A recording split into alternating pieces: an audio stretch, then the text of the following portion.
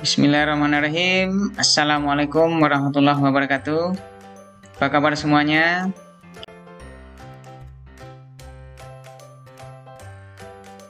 Kita masuk ke kriteria pemilihan koleksi untuk digitalisasi. Yang pertama adalah apakah koleksi itu bernilai dan permintaan dari audien atau pemustaka cukup tinggi terhadap koleksi tersebut sehingga bisa membenarkan untuk kita digitalisasi. Selanjutnya, apakah kami atau kita memiliki hak hukum untuk membuat versi digital? Artinya kita sudah diberikan lisensi oleh si pemilik hak cipta untuk melakukan digitalisasi terhadap koleksi tersebut. Yang ketiga, apakah kita sudah diberikan izin untuk menyebarkannya, menyebarluaskannya? Yang tadi adalah izin atau hak untuk mendigitalisasi, membuat versi digitalnya. Sekarang hak untuk menyebarkannya. Kalau hanya sekedar untuk izin mendigital tanpa hak untuk menyebarkan kan percuma saja. Artinya hanya tersimpan di dalam database kita. Selanjutnya, apakah materi itu dapat didigitasi dengan baik atau didigitalkan dengan baik? Artinya begini, misalnya sebuah buku yang sudah cukup tua, dengan kondisi fisiknya yang tidak memadai lagi, ketika kita digitalisasi ternyata hasilnya tidak bagus, tidak memadai lagi. Tentu percuma kita lakukan proses digitalisasi, akan membuang waktu dan biaya. Nah, ini jadi pertimbangan juga. Jadi apakah materinya itu masih layak untuk didigitalisasi? Selanjutnya, apakah kita memiliki infrastruktur untuk menjalankan proyek digital? Ini juga penting.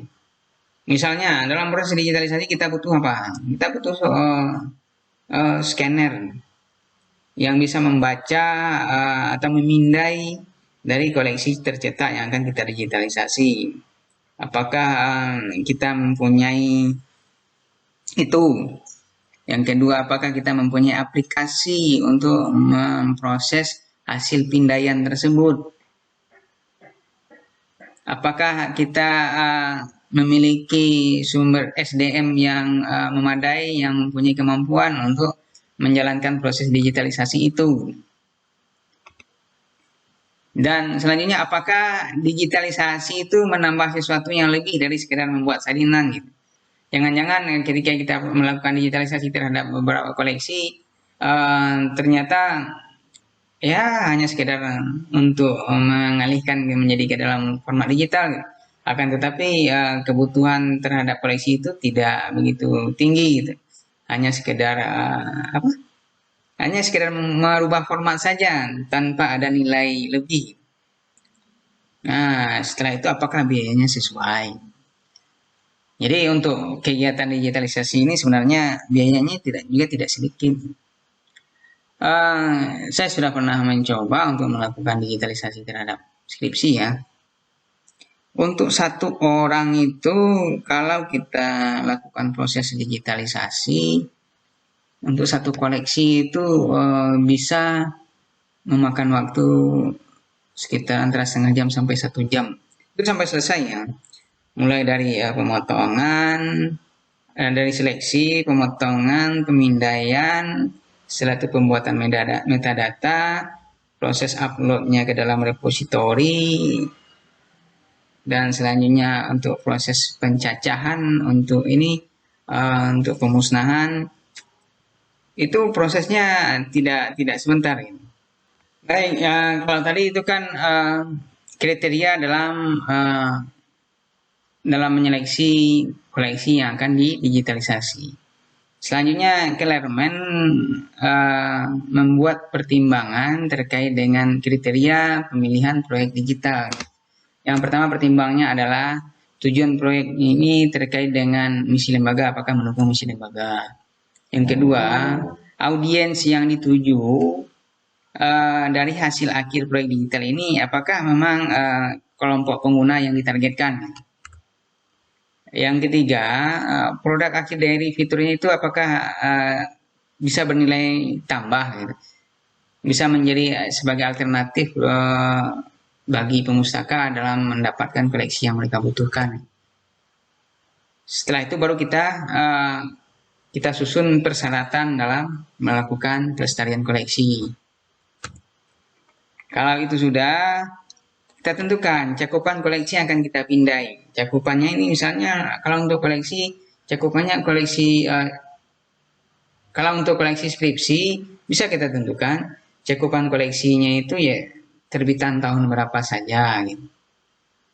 Setelah itu skripsi dari fakultas mana saja, apakah atau kita bisa memilih koleksi skripsi dari mahasiswa dengan yang mendapatkan nilai A saja atau nilai A atau B gitu.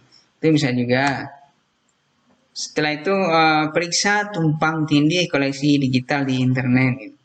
Artinya ini kalau secara keseluruhan, apakah koleksi yang akan kita digitalisasi itu sudah ada versi digitalnya di internet atau belum? Kita harus periksa. Kalau sudah ada, buat apa kita digitalisasi lagi? Gitu kan buang-buang biaya. Setelah itu potensi kolaborasi dengan mitra untuk berbagi sumber daya yang serupa. Artinya kita bisa saja berkolaborasi dengan perpustakaan lain, misalnya terkait dengan buku. Kalau mereka menjalankan proyek digitalisasi juga, kita juga menjalankan, sama-sama menjalankan. Koleksi kita ada yang sama, ya kenapa harus kita masing-masing mendigitalisasi gitu. Jadi untuk judul yang sama, kita tentukan saja perpustakaan A yang menjalankan, dan sebagian lagi dijalankan oleh perpustakaan B. Jadi pekerjaannya itu tidak tumpang tindih, tidak dua kali. Dan selanjutnya kita tinggal berbagi saja, berbagi hasilnya. Nah itu kriteria yang ditentukan oleh Kellerman. Setelah itu kita langsung masuk ke langkah persiapan proyek digital. Jadi sebelum melakukan proyek digital, beberapa lembaga ada yang membuat kriteria seleksi sendiri untuk pengembangan koleksi digital berdasarkan misi dan tujuan lembaga, sifat bahan dan kebutuhan pengguna yang ditargetkan. Nah ini memang harus dilakukan, tidak serta-merta kita harus meniru dari lembaga atau perpustakaan lain, karena misi kita belum tentu sama dengan mereka. Adapun langkah-langkah mempersiapkan sumber daya untuk proyek digitalisasi menurut Kellerman adalah memilih bahan, memastikan legalitas dari koleksi itu, apakah memang kita sudah mendapatkan izin atau memang izinnya sudah dibuka untuk umum.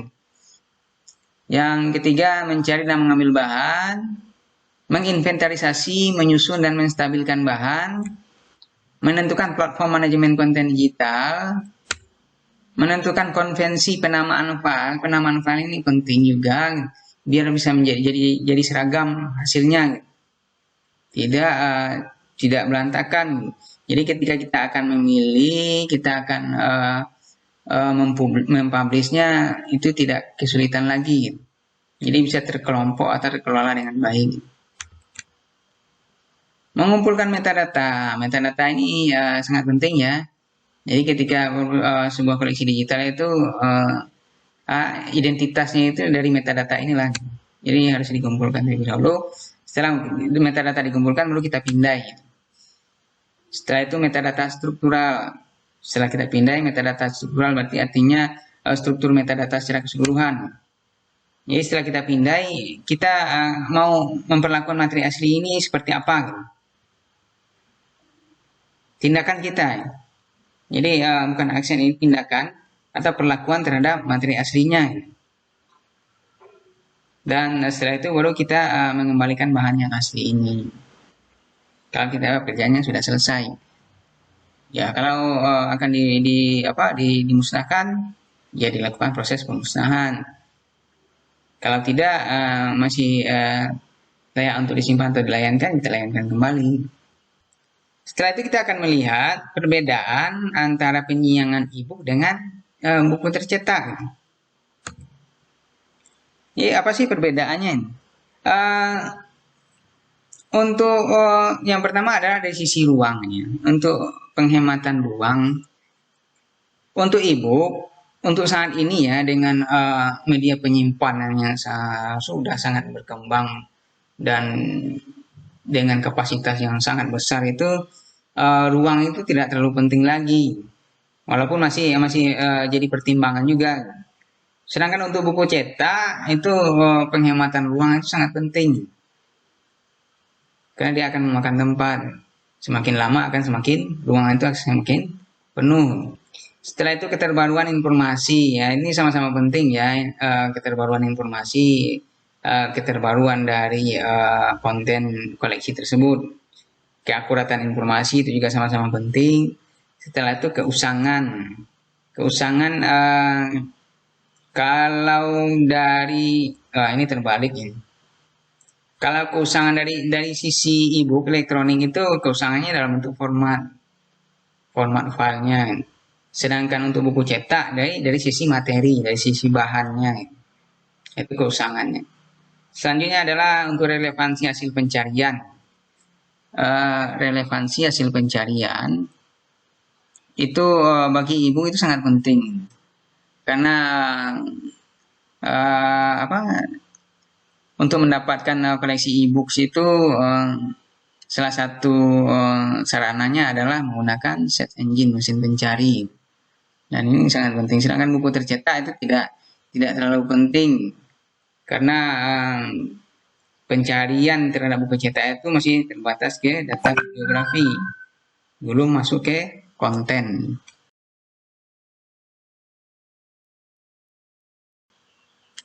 Selanjutnya kita masuk ke hak cipta atau copyright.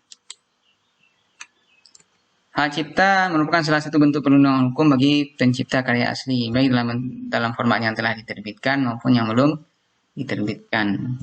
Nah, isu ini sangat penting terkait dengan koleksi digital. Ini pada tahun 1998, Digital Millennium Copyright Act DMCA menjadikan hak cipta kepenulisan seumur hidup penulis ditambah 70 tahun. Jadi DMCA ini memperpanjang hak cipta kepenulisan menjadi seumur hidup penulis ditambah dengan 70 tahun setelah penulis tersebut meninggal. Kalau sebelumnya kalau tidak salah saya hanya 50 tahun setelah penulis meninggal. Jadi bertambah lama jadi hak cipta ini. Sedangkan untuk di Indonesia sendiri, hak cipta itu diatur dalam Undang-Undang Nomor 48 Tahun 2014. Kalau untuk perpustakaan itu pada pasal 47. Nah, itu nanti bisa dicari bahwasanya setiap perpustakaan atau lembaga arsip yang tidak bertujuan komersil dapat membuat satu salinan ciptaan atau bagian ciptaan tanpa izin pencipta atau pemegang hak cipta. Ada lagi uraian dari pasal 47 ini itu terkait dengan penggandaan tulisan secara reprografi yang telah dilakukan pengumuman, diringkas atau dirangkum.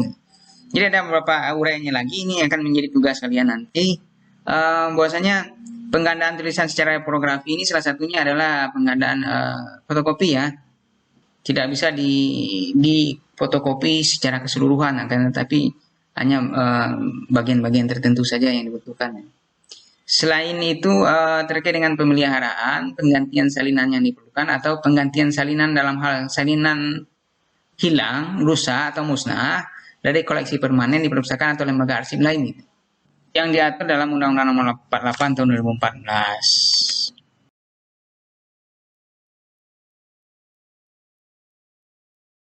Selanjutnya kita membahas tentang kasus pelanggaran hak cipta. Dalam hal terkait dengan kegiatan digitalisasi massal koleksi buku, yaitu antara Author Guild yaitu penerbit Author Guild dengan Google Books. Jadi dalam hal ini Google Books itu digugat karena melakukan digitalisasi secara massal. Google ini mulai mendigitalkan buku pada awal tahun 2000-an ya. Dan hasilnya itu dapat dicari mulai pada tahun 2004. Jadi mulai dilayankan itu dipublikasikan tahun 2004. Jadi The Author Guild menuduh Google dengan pelanggaran hak cipta pada tahun 2005. Dan dalam hal ini proses persidangan itu mempertimbangkan dua hal. Apakah Google itu melakukan pelanggaran hak cipta atau melakukan penggunaan secara wajar. Seandainya melakukan penggunaan secara wajar artinya mereka bebas. Keputusan hakim adalah, jadi waktu itu Hakim Denny Chin namanya, memutuskan Google Book memberikan keuntungan publik yang signifikan sehingga gugatan dari author deal ini ditolak. Ada beberapa alasan kenapa Google ini dikatakan memberikan keuntungan publik secara signifikan atau proses digitalisasi ini merupakan penggunaan secara wajar. Yang pertama, Google itu mengubah teks menjadi indeks kata seperti cuplikan dan hanya menampilkan cuplikan untuk pencarian. Contohnya adalah seperti ini. Jadi koleksi di Google Book itu kebanyakan dalam bentuk pratinjau. Contohnya seperti ini. Saya mencari tentang literasi informasi ya di Google Book. Jadi di buku ini mereka tidak menyajikan secara keseluruhan. Ini. Anda telah sampai di halaman yang tidak dapat ditampilkan atau sampai pada batas penampilan buku. Ini dihilangkan halaman tertentu. Setelah itu nanti ada lagi. Ini halaman 2013 ya. 2017. Nah ini. Sampai di sini 2021.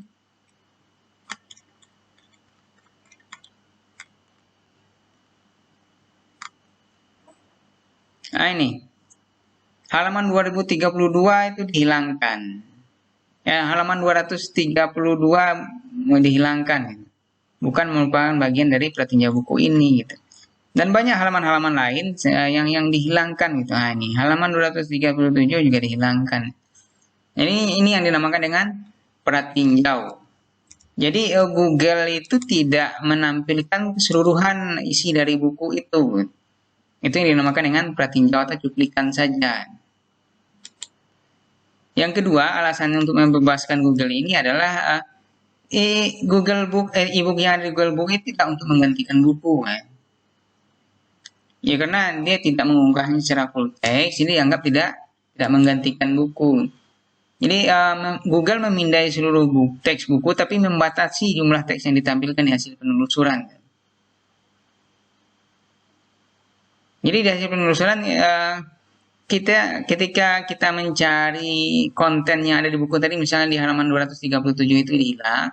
Ketika kita melakukan pencarian, isi dari halaman 237 itu tidak akan terbaca di pencarian, di penelusuran, di mesin penelusuran. Selanjutnya, Google Book mempromosikan penggunaan buku-buku tersebut yang pada akhirnya menguntungkan lembaga hak cipta. Contoh kasus buku ini. Dia ada di Google Book, artinya orang tahu. Artinya ketika kita cari, tentang literasi informasi itu ada bukunya judulnya ini. Ada di Google Book. Kalau kita ingin mendapatkan secara full text, kita bisa diklik ini, dapatkan buku cetak untuk membelinya. Membeli langsung ke penjual. Ini ya. Jadi bukan membeli ke Google, tapi ke penjual. Gitu. Google akan mendeteksi bookstore mana sih yang ada menjual buku tersebut. Gitu. Misalnya ini di buku kita.com ada, di Gramedia ada. Nah, ini kita diarahkan untuk membeli ke toko buku. Artinya siapa yang diuntungkan? Tentu yang diuntungkan adalah penerbit atau pemegang lisensi.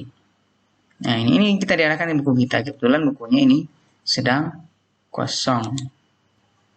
Nah ini ada di sini. Kita bisa beli di sini dengan harga segini. Jadi artinya apa yang dilakukan Google Book itu justru menguntungkan bagi penerbit karena dia mempromosikan penggunaan buku-buku tersebut. Kalau tidak ada di Google Book, tentu mungkin orang tidak akan tahu bahwasanya buku itu ada. Contoh kasusnya saya, ketika saya melakukan pencarian, ternyata ditawarkan buku itu. Nah, itulah materi kita hari ini.